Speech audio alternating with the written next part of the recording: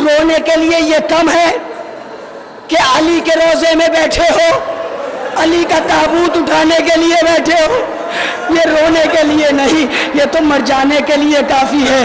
علی علیہ السلام کبھی غش آتا ہے علی کو، کبھی غش سے ہی واقع ہوتا ہے۔ میں کیسے پڑھوں قسم خدا کی، اللہ کرے کہ میں مر جاؤں پڑھتے پڑھتے۔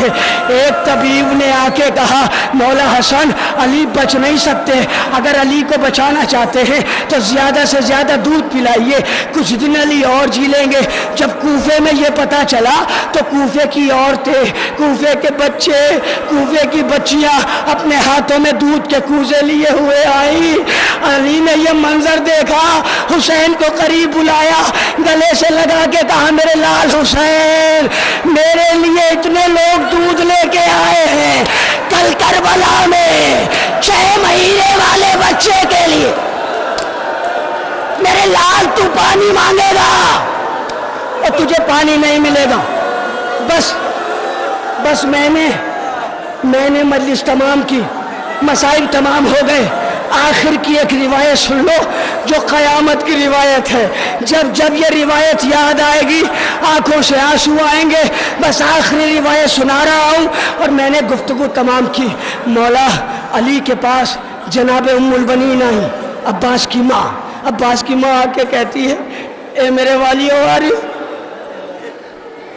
کہ بتاؤ ام البنین، اے والی و وارث سے ایک شرعی مسئلہ پوچھنا چاہتی ہوں۔ عباس کی جہاں تک میری مائیں بہنیں ہیں، یہ روایت سن لے قسم خدا کی، رونے کے لیے نہیں مر جانے کے لیے کافی ہے یہ روایت۔ عباس کی ماں علی کے پاس آتی ہے، کہتی ہے میرے والی و وارث ایک شرعی مسئلہ پوچھنا چاہتی ہوں۔ علی نے کہا پوچھو ام البنین، کیا پوچھنا چاہتی ہو؟ ام البنین کہتی ہے کہ میرے والی و وارث یہ بتائے کہ اگر کوئی ایسا بیمار ہو جس کا بچنا ناممکنات میں سے ہو، اگر ہمیں اسے بچانا ہو تو ہمیں اس کے لیے کیا کرنا چاہیے؟